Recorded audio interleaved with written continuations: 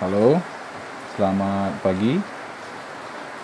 Seperti janji Bapak kemarin, di pertemuan kedua inilah pertemuan kedua, dan di pertemuan kedua ini Bapak akan memberikan materi tentang pengertian TIK, peran TIK, manfaat TIK, tujuan TIK, TIK di berbagai bidang pekerjaan, dan profesi di bidang informatika. Bapak sudah upload ya materinya di Google Classroom, jadi silakan di-download, kemudian simak video ini. Oke, kita mulai dari pengertian TIK dulu. Yang pertama, TIK merupakan singkatan dari teknologi informasi dan komunikasi. Teknologi informasi dan komunikasi mempunyai dua pengertian, yaitu teknologi informasi dan teknologi komunikasi. Teknologi informasi mempunyai arti yang luas, yaitu meliputi segala hal yang berkaitan dengan proses manipulasi atau pengelolaan data, sehingga menghasilkan informasi. Di sini yang Bapak garis bawahi adalah pengelolaan data. Jadi, data itu adalah fakta.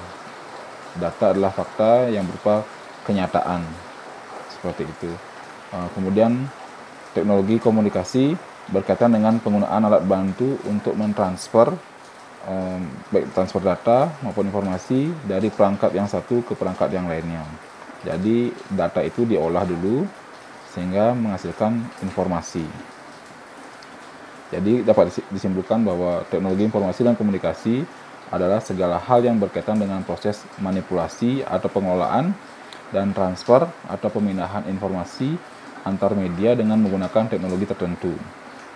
Nah, alat yang termasuk dalam kategori TIK adalah komputer, termasuk peralatan-peralatan yang berhubungan dengan komputer seperti pembaca sidik jari, barcode barang, scanner, printer, CD-ROM, dan lain-lain. TIK tidak harus secara spesifik berupa komputer yang terhubung ke komputer lain melalui telekomunikasi, tapi juga dapat berupa piranti seperti ponsel ataupun peralatan elektronika lainnya yang berhubungan dengan penyajian informasi. Contohnya radio dan televisi. Nah, di gambar ini Bapak sudah berikan contoh bahwa inilah contoh-contoh alat telekomunikasi, alat TIK, alat informasi dan komunikasi. Ini adalah layar yang terpampang di kota untuk menginformasikan ke masyarakat. Kemudian ini ada layar informasi yang dipasang di pasar. Kemudian ini ada radio, televisi, ponsel, seperti itu. Oke, kita lanjut ke halaman berikutnya. Nah, berikutnya adalah peranan TIK. Peranan TIK pada masa sekarang tidak hanya diperuntukkan bagi organisasi, perusahaan, dan instansi. Saat ini TIK menjadi kebutuhan perseorangan. Nah, bagi organisasi, TIK dapat digunakan untuk memudahkan pekerjaan, mempercepat pekerjaan, sehingga bisa bersaing dengan kompetitor. Nah, bagi perseorangan, TIK dapat digunakan untuk mencapai keunggulan pribadi, termasuk untuk mencari pekerjaan. TIK bisa dikatakan telah merasuki seluruh lapisan masyarakat dan segala bidang pekerjaan, seperti bidang pendidikan, kesehatan, ekonomi, dan pemerintahan. Pada masa sekarang, ponsel dengan kemampuan mengambil informasi dari internet telah menjadi hal yang biasa dipakai orang, kapanpun dan dimanapun, selama masih bisa terhubung dengan internet. Contohnya pembelajaran daring, pembelajaran dari jauh, belajar dari rumah, dan work from home memanfaatkan teknologi informasi berupa internet. Nah, saat ini orang maupun instansi menjajar biasa dengan surat elektronik atau email dan mulai menjauhi penggunaan surat konvensional yang menggunakan kertas. Bahkan, model ujian saat ini sudah berbasis komputer seperti UNBK, ujian masuk universitas, serta ujian CPNS. Contohnya ada di gambar. Nah, ini menggunakan komputer ujiannya. Ada ujian kelulusan, ujian masuk perguruan tinggi, dan ujian CPNS mencari pekerjaan. Melihat peranan teknologi informasi ini dapat disimpulkan, mau tidak mau, suka tidak suka, kita harus belajar TIK agar bisa bersaing dunia kerja dan dunia industri. Seperti itu. Sudah paham kan ya? Kita lanjut ke bagian berikutnya. Nah, kita menuju ke manfaat TIK. TIK Bapak tampilkan cuma 4 ya. Sebenarnya banyak sekali ada, tapi yang sering digunakan yaitu di bidang sosial, kesehatan, bisnis, dan pendidikan.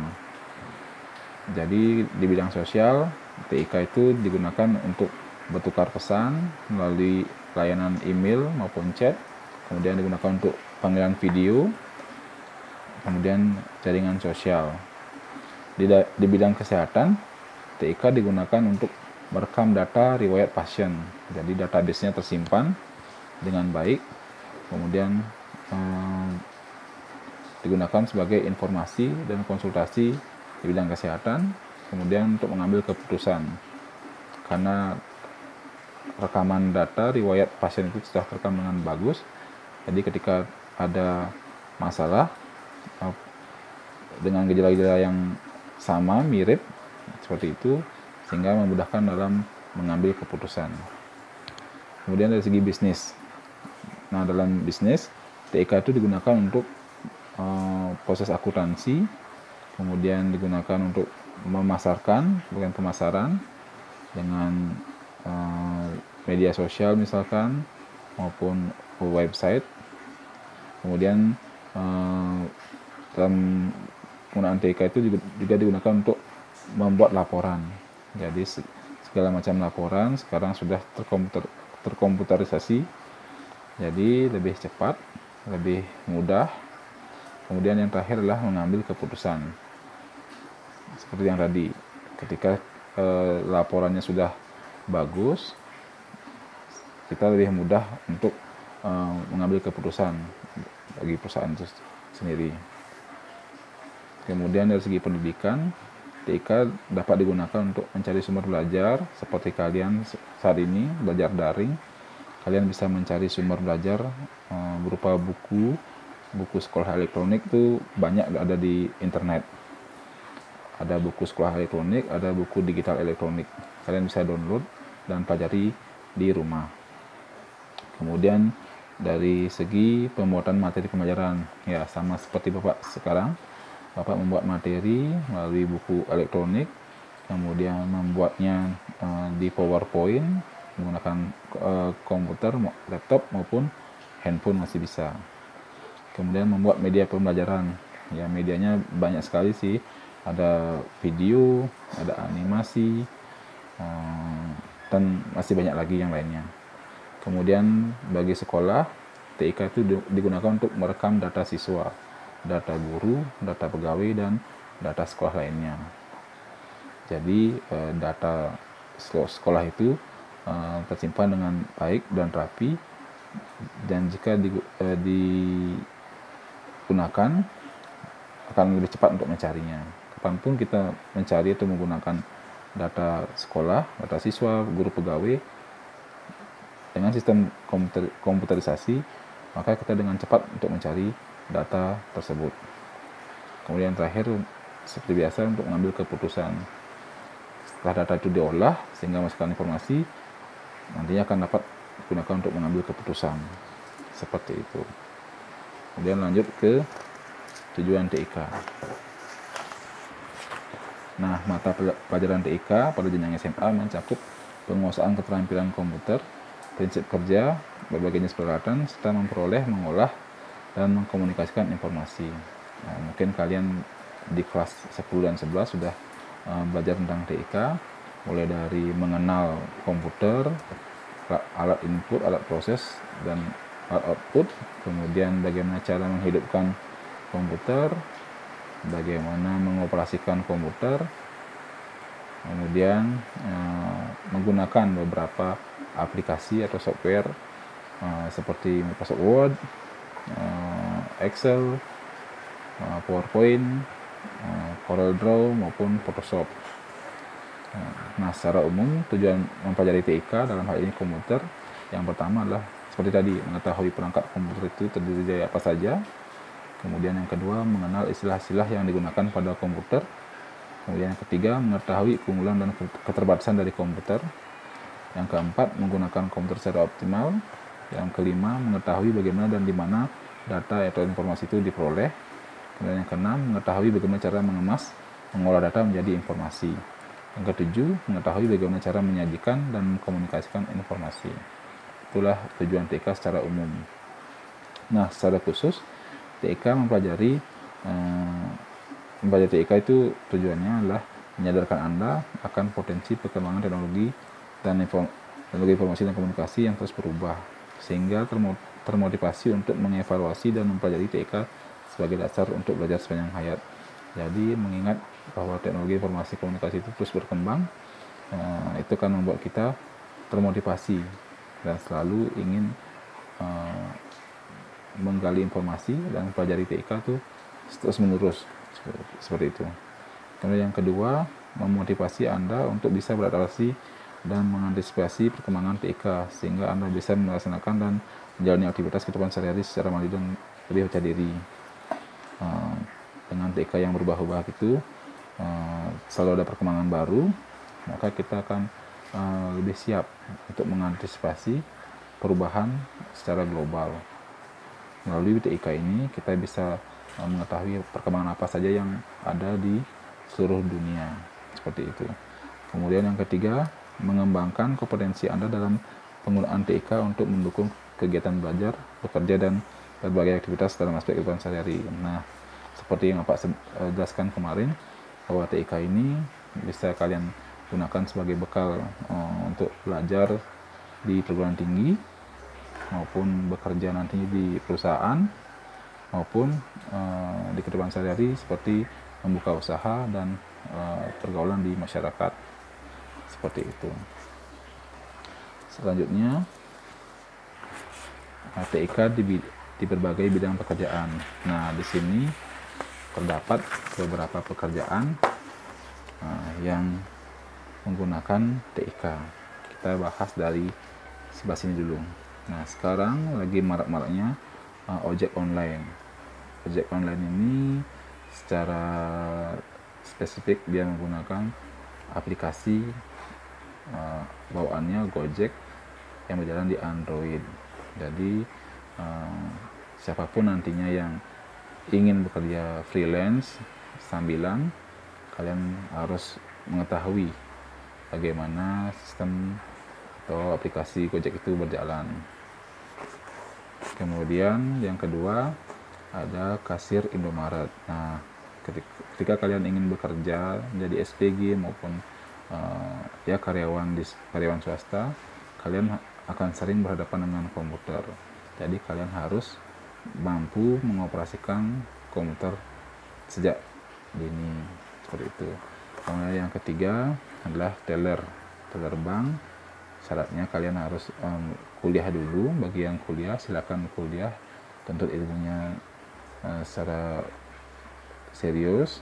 Kemudian setelah kuliah lulus, Anda akan bisa melamar di bank, seperti itu. Kalian juga akan lebih sering berinteraksi dengan komputer, edisi, ATM, dan lain sebagainya. Nah, kemudian yang ingin lanjutkan bekerja atau sekolah di kepolisian, kalian juga diminta bisa menguasai komputer. Kemudian bagi yang ingin menjadi angkatan tentara, kalian juga sering berhadapan dengan komputer, mereka juga harus bisa menggunakan komputer. Kemudian yang keenam adalah yang bekerja di kapal pesiar. Nah, kapal pesiar ini maksudnya bagi yang ingin karirnya meningkat, ada perubahan dari awal, misalkan kalian jadi waiters, bellboy, nanti akan diarahkan untuk perkembangan karir. Nah, jika kalian menguasai keterampilan lebih seperti misalkan teknologi, kalian akan cepat atau mudah untuk menuju karir selanjutnya. Jenjang karirnya sudah lebih tinggi seperti itu. Kemudian yang ke-7 di sini ada fotografi. Bagi kalian yang suka fotografi, kalian memanfaatkan teknologi kamera dan gadget untuk mengcapture atau membuat karya, kemudian karya itu kalian publish atau tampilkan di internet, media sosial untuk bahan portofolio, sehingga memudahkan orang untuk mengetahui apa usaha Anda seperti itu dan hasil karya Anda seperti apa. Kemudian yang ke-8 di sini ada yang hobi main musik, ngeband.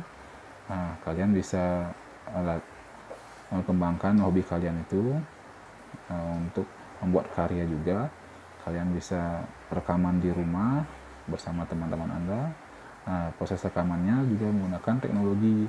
Sini ada laptop dan beberapa konektor ya, dari gitar maupun dari drum, dari keyboard menuju ke laptop.